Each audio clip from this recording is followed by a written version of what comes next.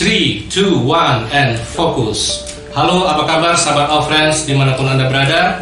Semoga selalu sehat dan luar biasa. Jumpa lagi bersama saya Edi Dasyat Nugroho dan Rumah Belajar All Friends di acara Ngobrol bareng All Friends ya, yang pastinya oke dan seru.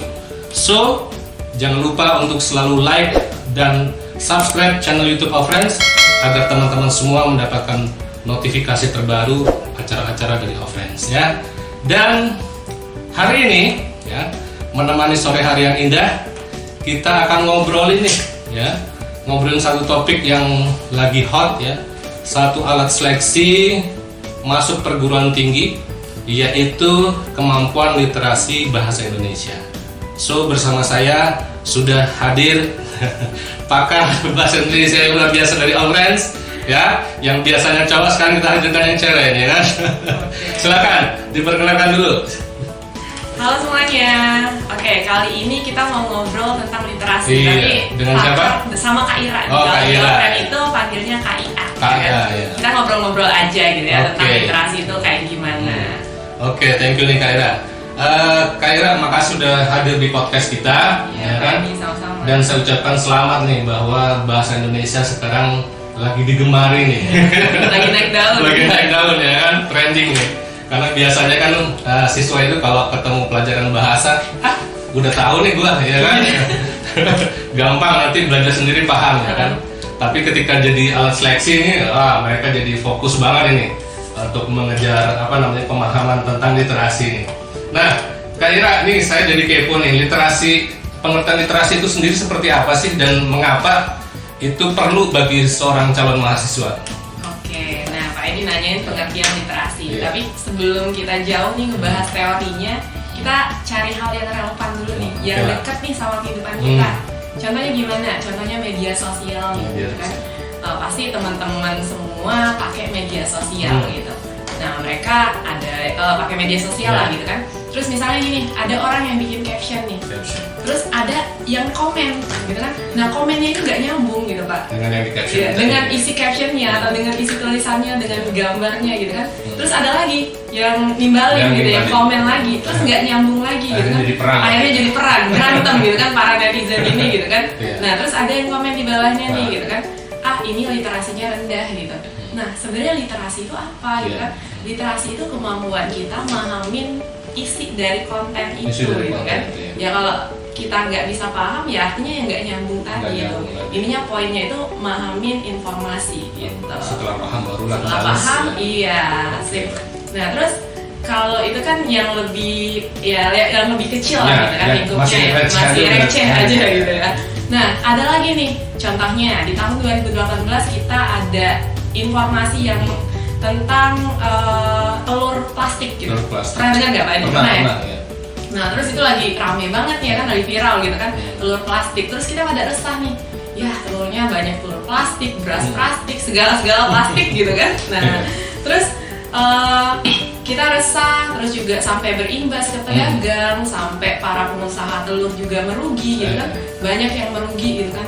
Karena apa? Ya kan, padahal informasi telur plastik itu tuh hoax gitu. Nah, kemampuan kita buat nyerna informasi gitu kan, informasi yang dapat ya udah yakin aja gitu kan, padahal kita belum tahu kebenarannya itu kayak gimana. Nah, itu pentingnya literasi. Kalau misalkan ada berita, ada informasi, kita cerna dulu. Iya, mengolah informasi, kita dapetin informasi itu, kita cross check dulu. Nah, gitu. Kalau misalkan literasinya kurang, bukan cuma kita bisa perang saudara sesama netizen gitu kan, bisa juga mempengaruhi ekonomi, bahkan lebih luas lagi ekonomi negara bisa juga ya kan, karena literasinya rendah gitu. Tapi poinnya kalau kita paham literasi itu nggak akan jadi perang saudara. Nah iya, simpelnya itu Pak. Di selain itu memang literasi itu waktu zaman saya kuliah itu ya, Kak, itu saya terus terang kelabakan nyari literasi yang berbahasa Indonesia. Oh iya. Untuk penelitian saya waktu itu kan.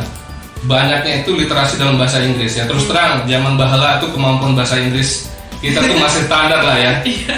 Bisanya yes or no gitu ya. Nah, ketika ketemu literasi bahasa Indonesia juga agak aneh bahasanya, karena translatean dari bahasa Inggris gitu kan. Langsung dikopas, translate gitu ya Pak. Jadinya ya pemahamannya separuh-separuh. Dan ya tahu sendirilah kalau pemahamannya nggak matang kan kita salah apa ya, salah menerjemahkan itu kan akan fatal dalam dunia penelitian ya.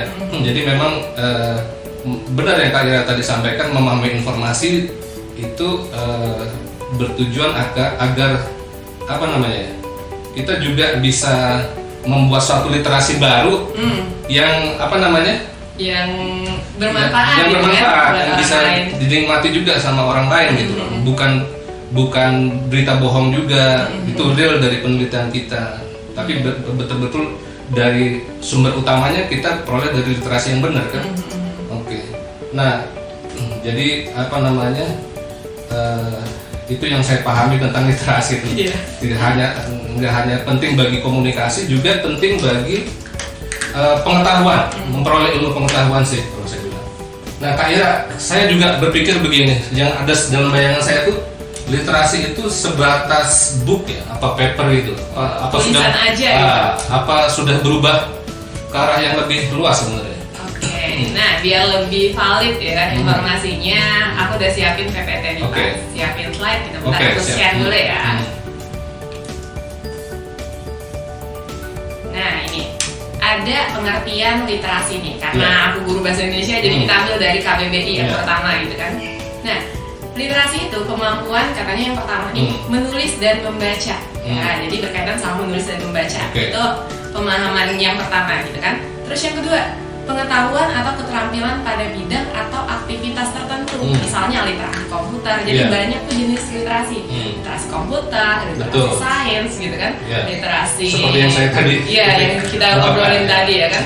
Nah terus yang ketiga, kemampuan individu dalam mengolah informasi, pengetahuan untuk kecakapan hidup. Jadi ini tuh bisa diterapin dalam kehidupan kita yang tadi ya kan. Terus kalau kata Pak Edi, gimana literasi itu menulis aja atau dari book aja, paper aja gitu. Jadi berkaitan sama di sini tuh menulis dan membaca gitu. Nah kalau misalkan kita ambil pengertian sempitnya, ya emang menulis dan membaca gitu kan.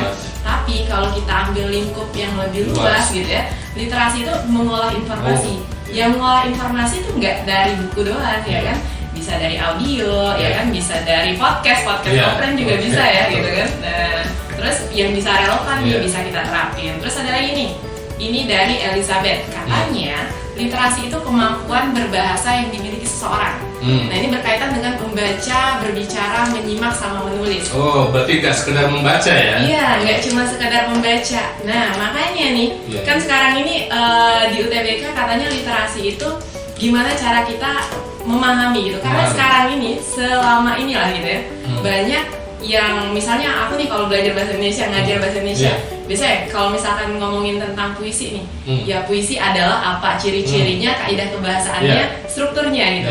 Tapi anak-anak nggak klik gitu. Gimana sih bikin puisi itu yang baik gitu? Harus dicoba sih. Padahal belajar bahasa itu nggak kayak kita belajar bahasa Inggris ya Pak Edi ya. Kalau kita hafalin ya nggak bisa. Ya gimana caranya? Misal dari kayak kita kecil aja ya, tingkatan berbahasa, mulai dari menyimak, kita memahami informasi, habis itu kita berbicara gitu kan, kita bisa nyampein informasi ya, jangan sampai informasi yang kita yang salah gitu kan, terus membaca dan menulis gitu. Nah yang terakhir nih gitu kan, ini dari UNESCO, katanya literasi itu kemampuan untuk mengidentifikasi ya kan, terus memahami, menafsirkan, membuat, berkomunikasi, dan menghitung, bahkan menghitung gitu kan. Nah, menggunakan bahan cetak dan tertulis yang terkait dengan berbagai konteks, jadi semua konteks gitu. Nah, terus melibatkan kontinum pembelajaran. Ini maksudnya apa ya kan, kontinum pembelajaran? Jadi pembelajaran berkelanjutan. Karena kalau nggak ngerti satu bab ini, kadang nggak ngerti bab berikutnya. Iya, jadi dengan literasi yang oke nih, kita bahkan bisa bikin anak itu bisa belajar mandiri, karena dia bisa nangkep informasi dari yang dia baca ya kan. Nah terus dalam memungkinkan individu untuk mencapai tujuan mereka ya, tujuan apapun, mau masuk PTN kayak gitu kan, tujuan mau tahu informasi aja gitu kan, untuk mengembangkan pengetahuan dan potensi mereka untuk berpartisipasi penuh dalam komunitas dan masyarakat yang lebih luas. Nah terus literasi mencakup berhitung bahkan ya, terus juga kemampuan untuk membuat perhitungan aritmatika sederhana. Jadi literasi itu seluas itu, nggak cuma bacaan doang, nggak cuma tulisan doang gitu kan, tapi bisa dari media apapun gitu kan. Tapi tetap aja nih ya kan. Ya tapi saya bilang sih sumber primernya nih, itu memang calon mahasiswa dalam tanda kutip harus sedikit dipaksa memahami bacaan ya. Karena walaupun tadi media berkomunikasi itu macam-macam nih, bisa mendengarkan ya, kan? bisa audio, bisa melihat visual, visual. Tapi kalau dia sumber primernya untuk mengetahui suatu pengetahuan bukan dari bacaan, dari orang lain misalkan, sedangkan orang lain itu menyampaikan hal yang salah misalkan, berarti sumber primernya salah kan? Nah, dia akhirnya balasnya juga salah seperti yang tadi.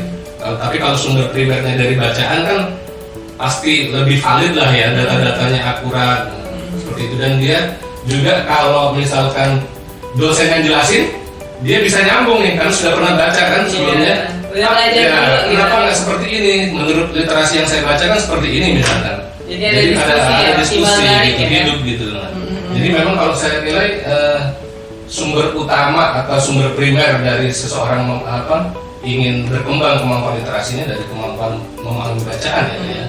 Sejauh ini ya kan sampai detik inilah gitu kan kita belum bisa menampik kalau sumber bacaan itu lebih banyak dan lebih valid. Kenapa sih Kak kayak gitu kan? Padahal kalau ya dari audio itu ya sekarang ada audiobook dari buku ya bisa kita dengerin doang gitu kan.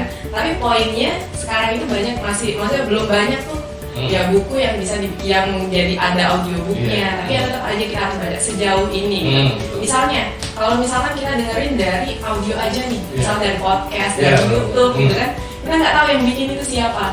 Pun kalau misalkan kita udah kita nonton YouTube atau dengar podcastnya yang benar aja nih sumbernya gitu kan, asalnya gitu kan. Tapi kan kadang kalau misalkan dari audio itu kita punya keterbatasan, misalnya kayak podcast ini ya udahlah berapa menit aja gitu. Jadi ada banyak hal yang dipotong gitu. Sedangkan kalau sejauh ini ya dalam bentuk tulisan itu biasanya lebih lengkap, sumbernya lebih banyak gitu. Makanya gitu kan kadang saya Pak kalau masuk kelas nih anak-anak dikasih soal, terus anaknya bilang mager bacanya. Iya, mager bacanya.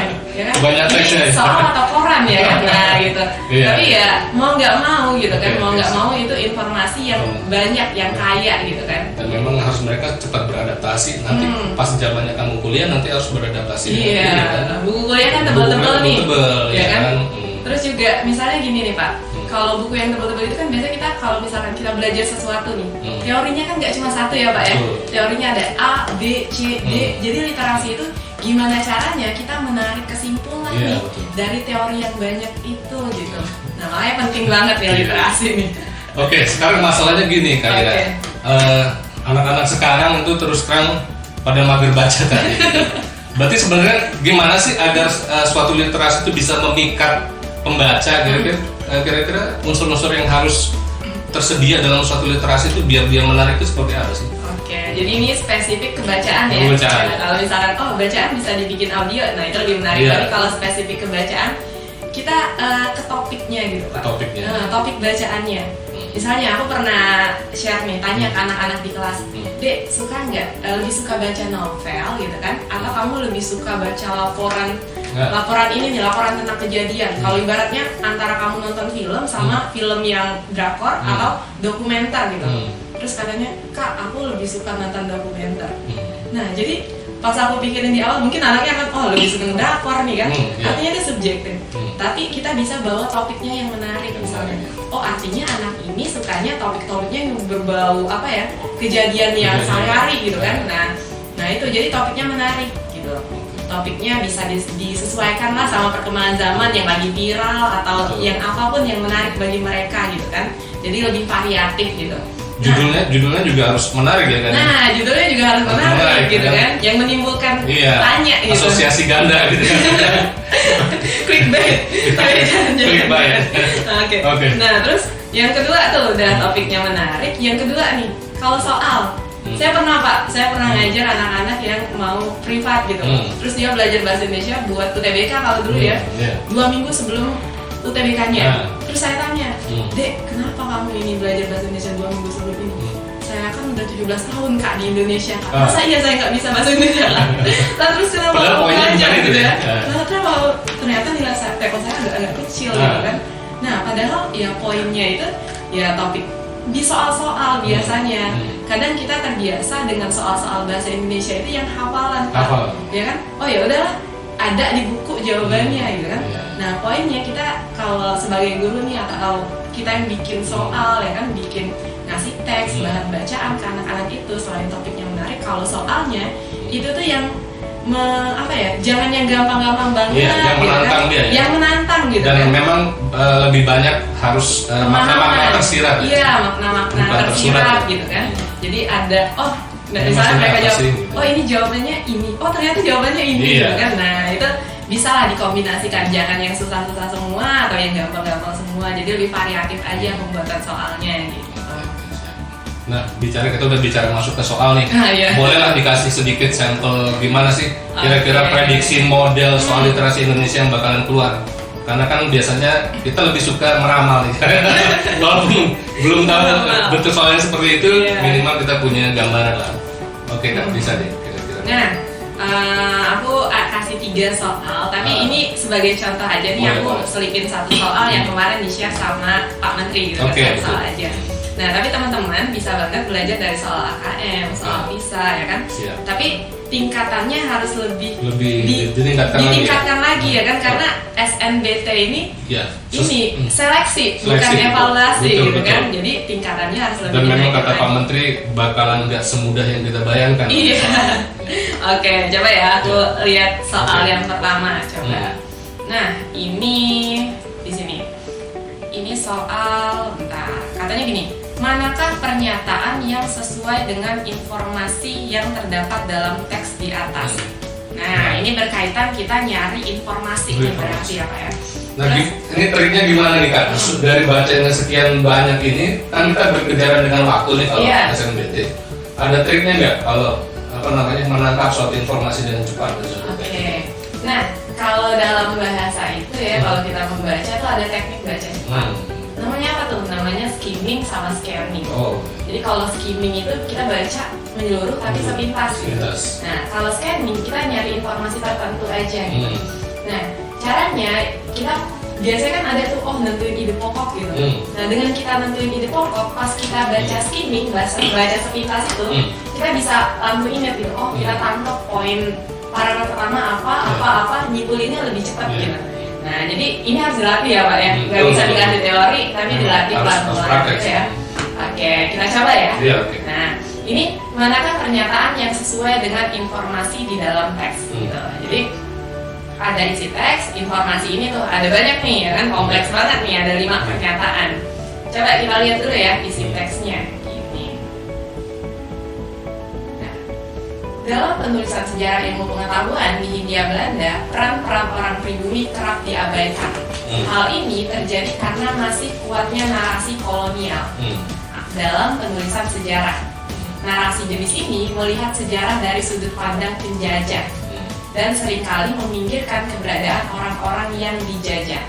Padahal beberapa sumber tertulis, orang-orang pribumi disebut memiliki pengetahuan yang mumpuni. Nah, poin yang pertama, dia bilang nih kalau kita tangkap ya kan, dalam sejarah itu kan kadang dianggap nih kalau orang-orang pribumi itu pengetahuannya minim gitu kan. Itu tuh karena dominan itu narasi yang bikin tulisan sejarah itu orang kolonial. Jadi mereka nge-framing biar gimana caranya yang lebih untuk mereka gitu ya, menyudutkan jadi gitu kan. Terus di paragraf kedua, seorang ahli botani asal Amerika ya kan, David, dia bilang nih menyebut beberapa nama orang di bumi yang membantunya selama kunjungan ke Hindia Belanda. Jadi dia itu melakukan melakukan penelitian di kebun raya Bogor. Tidak hanya nama lokal, tapi ia kagum dengan Udam katanya. Udam ini dia kepala kebun raya Bogor. Dia itu nggak hanya nama lokal, tapi juga nama-nama tersebut dalam sistem Eropa yang dikelompokkan berdasarkan genus dan spesiesnya. Selain Udam, ada Mario nih, pembantu lokal katanya. Dianggap kompeten karena keterampilannya menggunakan peralatan modern. Nah, terus ada lagi nih, dia bertemu dengan Papa Idan. Nah, dia lebih banyak tahu soal serangga dibanding si dirinya. Dirinya siapa? Si David ini, gitu kan. Nah, terus ada lagi nih, ilmuwan asal Skotlandia, namanya Henry Ong, gitu kan. Dia meneliti tanaman dan hewan tropis di Hindia Belanda, gitu kan. Dia katanya gini dalam esainya. Nah, terus dia memuji pengetahuan orang-orang lokal yang memberi nama tanaman dan hewan lokal menyerupai sistem Eropa, jadi penamaannya gitu kan. terus Simon, gitu kan, profesor sejarah filsafat ilmu Inggris, dalam bukunya menyebutkan kalau Udam, Mario, dan Papa Idan sebagai perantara ilmuwan barat dan ilmuwan lokal. Meski peran mereka penting, kelompok ini hilang dari narasi sejarah kolonial. Nah, kita bisa nangkep ya informasinya itu ya secara menyeluruh. Karena biasanya dalam bahasa Indonesia itu satu teks itu banyak soalnya. Jadi kalau kita udah tangkep di awal tuh udah enak tuh. Nah, terus dia bilang gini, manakah pernyataan yang sesuai dengan informasi yang terdapat di dalam teks? Nah, coba ya kita lihat. Misal, yang A, Papa Idan memiliki pengetahuan serangga lebih banyak dibandingkan Forbes. Nah, kalau di sini ya kan kita bilang ya, tadi tuh ada dua penelitian di situ, penelitian David sama penelitian Henry Ong Forbes gitu ya. Nah, si David ini berkaitan sama siapa aja nih orangnya? Ada Udam, terus juga ada siapa lagi nih? Mario. Ada Mario, sama ada Papa Idan. Nah, kalau dia bilang, oh Papa Idan ini punya pengetahuan serangga lebih banyak daripada Forbes, ini salah dong gitu kan? Karena ini harusnya lebih banyak daripada David. Kita bisa lihat di kalimat mana ya kan? Bisa dilihat di kalimat ini nih. Nah, katanya Papa Idan nih pengetahuannya lebih banyak dibanding dirinya. Dirinya ini merujuk ke David gitu. Jadi yang satu salah nih. Kita langsung eliminasi aja. Yang A sama yang B pasti bukan jawaban gitu ya. Nah, terus kita lihat yang nomor 2 nih, pernyataan yang kedua. Kuatnya narasi sejarah kolonial menyebabkan orang-orang pribumi dianggap tidak memiliki pengetahuan yang mumpuni. Nah, ini betul ya. Nah, dari bagian awal sampai paragraf terakhir juga ada. Jadi ini oke nih. Terus kita lanjut. Yang ketiga, David meneliti tentang flora fauna di Kebun Raya Bogor dengan bantuan Henry Ong. Nah, ini enggak ya? Enggak. Nah, karena penelitiannya beda. David sama Henry. Ya udah, ini keliru nih berarti gitu kan. Bukan jawaban nih yang ini. Nah, jadi kita bisa langsung eliminasi 2 nih. Nah, coba kita lihat. Kalau yang terakhir ya kan, ini pasti kalau yang 3 bukan. Kita langsung eliminasi option yang ada 3-nya. C ya kan, A kita eliminasi yang E. Nah, kita dapat yang D. Nah, tapi kita pastiin ya kan. Kita baca dikit nih. Yang pernyataan 4, Hoth memuji pengetahuan orang lokal Banten, memberi nama tanaman ya kan dengan sistem Eropa, betul. Terus narasi mengenai pengetahuan orang-orang pribumi yang mumpuni luput dari penulisan sejarah. Nah, itu betul. Nah, kira-kira kayak gitu. Terus, oh ini kayaknya lama banget gitu kan. Nah, kita bisa pakai sistem eliminasi jawaban yang pasti salah, terus analisis jawaban yang hampir-hampir mirip gitu. Berarti kayak gini lebih bagus kita langsung lihat jawabannya aja kayak. Tanpa membaca teks. Misalkan poin 1, Papa Idan memiliki pengetahuan serangga lebih banyak dibanding kita langsung ke alinea yang itu aja ya. Yang ada bisa nah, tapi kalau ini lebih baik kita pahamin dulu. Kenapa? Karena kadang ada pernyataan-pernyataan itu yang nyambung. Yang ini apa? Yang sengaja jadi terkecoh, gocekan gitu. Jadi mending kita pahami karena biar lebih menyeluruh gitu. Dan itu juga masih nyambung nih ke soal berikutnya gitu Pak. Siap. Oke, aman ya di sini ya. Oke, kita lanjut. Ada soal yang kedua nih. Nah, ini sebentar. Nah, ini saya tadi agak lupa sedikit nih. Yang A ini menemukan informasi. Jadi kalau dalam Kemendikbud itu kan ada 3 poin nih di literasi. Menemukan informasi, memahami informasi, sama mengevaluasi. Nah, tadi menemukan informasi yang kayak tadi tuh, kan ya. Terus memahami informasi, terus mengevaluasi dan merefleksi. Ini gimana caranya nih kita bisa tahu, oh informasinya tepat atau enggak ya kan, kita cross check dulu. Atau merefleksi nih, gimana caranya itu relevan nih sama kehidupan kita gitu. Ini contoh soal yang A udah nih berarti. Contoh soal yang B. Oke, coba kita lihat. Nah, katanya gini. Tujuan utama penulis pada kutipan teks di atas adalah. Nah, jadi tujuan utamanya dia ngapain gitu kan? Nah, kita lihat. Sebentar. Nah, sebenarnya di sini itu ada konjungsi namanya atau kata hubung. Maka dari itu. Nah, maka dari itu ini adalah konjungsi simpulan nih Pak. Kalau nemu maka dari itu jadi gitu kan? Artinya dia nyimpulin keseluruhan nih. Cara cepatnya ya kan kita bisa tinggal baca. Maka dari itu konsep gender lahir untuk mengkonstruksi nih katanya. Dia kan hanya tujuan utama di sini. hubungan laki-laki dan perempuan secara universal untuk membuka peluang yang sama dalam menggeluti berbagai bidang kehidupan tanpa dipengaruhi oleh perbedaan gender. Nah gitu ya. Nah sebenarnya kita udah dapat berarti memang tujuan utamanya ada di konklusi itu ya? Iya bisa jadi kayak gitu. Tapi kalau misalkan nggak ada nih, nggak ada konjungsi simpulan, nggak ada kata hubung simpulan, kita bisa pahami dulu nih.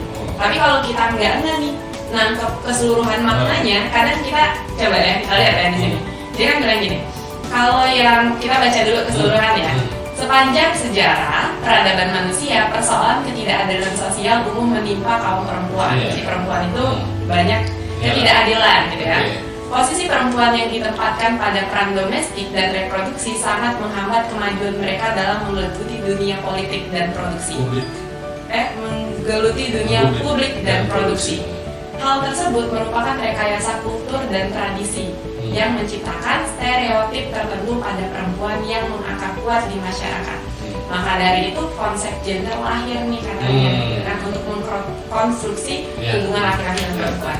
Misalnya kita jawab yang A, menginformasikan bahwa perempuan sering mengalami ketidakadilan. Oke nggak? Maybe yes, bisa ya. Bisa. Nah ini pernyataannya tepat. Dia ngasih informasi kalau perempuan itu sering mengalami ketidakadilan. Tapi ini kurang tepat nih. Kan dia tanya tujuan utama. Nah ya kan. Kalau misalkan kita nggak nih nangkap keseluruhannya, kita bisa jadi jawab yang A. Tapi kita coba lihat ya. Tapi ini kita titik dulu karena ini benar tapi belum tentu gitu kan. Terus yang B, menggambarkan stereotip perempuan dalam masyarakat. Ini juga oke ya. Tapi bagian kecilnya aja gitu. Terus kalian C, menjelaskan apa itu konsep gender. Nggak jelasin ya, dia tahu nggak ngejelasin konsep gender itu apa, secara definisi apa. Terus kalian D, menjelaskan tentang perbedaan gender. Nah ini enggak ya. Nah jawaban yang tepat adalah yang mana nih? Coba kita lihat. Menjelaskan alasan lahirnya konsep gender. Nah ini kenapa? Padahal informasi yang A, B, C, ya itu tepat ya. Karena itu jelas banget dia bilang maka dari itu konsep gender lahir. Iya.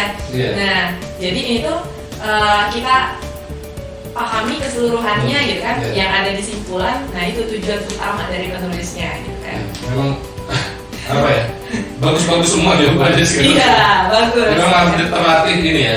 Harus banyak dilatih. Intuisinya harus apa namanya? Sesuai dengan apa namanya? Maksud soalnya. Nah, makanya pahami dulu maksud soalnya. Oke. Udah clear yang di sini? Clear ya. Coba kita lanjut nih, ini yang terakhir nih. Nah ini soal yang di-share sama Pak Menteri di YouTube-nya gitu. Satu soal doang yang di-share ya. Kita nantikan soal-soal lainnya. Coba kita lihat, kita pahami isi. Kalau yang tadi menarik kesimpulan kan? Kalau yang tadi ya. itu kesimpulan. Kita memahami isinya gitu, menarik kesimpulan. Kalau yang ini kira-kira apa? Nah kalau ini yang di poin apa? Mengevaluasi dan merefleksi. Tentunya merefleksi ini nih, ya kan? Nah coba kita lihat. Nah ini kan dia bilang gini, berdasarkan bacaan di samping, bila seorang temanmu Ari mengeluh bahwa ia sebenarnya ingin minum susu seperti teman lainnya, tetapi dia selalu diare ketika minum susu, apa yang akan kamu sarankan? Ya kan? Jadi kita ngasih saran. Kalau misalkan kita jadi setelah paham saranmu apa? Ya, tapi berdasarkan pernyataan tadi, ya kan? Kalau misalkan kita nggak baca pernyataan, mungkin kita ya udahlah nggak usah minum susu gitu kan, daripada diare gitu kan. Nah ini saling berkaitan ya Pak ya sama kalau yang PKO ya gitu. Dari pernyataan ya kan, pernyataan kita narik kesimpulan gitu ya. Nah coba kita lihat ya, ini kan katanya gini, khasiat susu bagi tubuh tidak usah diragukan lagi gitu ya. Sudah tidak diragukan lagi, meskipun tidak setiap orang bersedia mengonsumsi susu gitu kan. Ada dua kemungkinan nih penyebabnya orang nggak bersedia mengonsumsi susu. Apa tuh? Yang pertama karena sifat yang terkandung dalam susu yang nggak disukai orang, ya kan? Terus yang kedua karena sifat biologis orang yang bersangkutan, istilahnya itu intoleran, ya kan? Tubuhnya nggak bisa mencerna, ya kan? Nah yang ditandai dengan diare. Nah kita bisa langsung, oh artinya coba kita lihat di sini teman kita yang namanya Ari ini dia diare. Berarti bukan karena penyebab yang pertama gitu kan, tapi karena dia intoleran susu, penyebab yang kedua. Nah kita lanjut ya. Penyebab pertama dapat diatasi dengan nambahin sari jeruk. Nah ini bukan jawaban ya, karena dia penyebabnya yang kedua. Markisa, apel, dan lainnya, sehingga rasa asli susu memuakan dapat dihilangkan, ya kan? Sementara itu, penyebab kedua dapat diatasi dengan menggantinya dengan air susu yang telah mengalami perlakuan khusus, yaitu fermentasi. Nah, udah tuh sebenarnya kita udah dapet di situ. Coba kita cek lagi ya. Mau dibaca lanjut juga nggak apa-apa.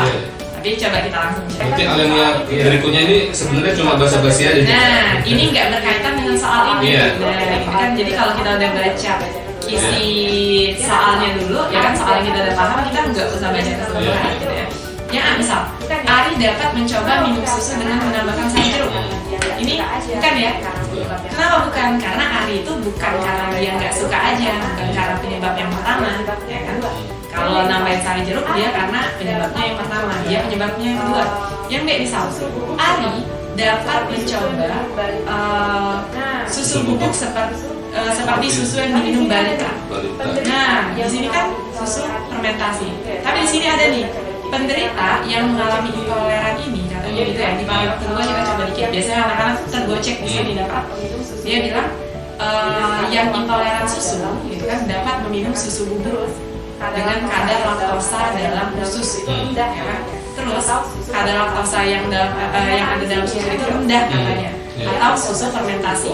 Nah, pernyataan di sini ya kan di opsi yang B, dia mencoba susu bubuk, tapi susu seperti susu yang diminum balita.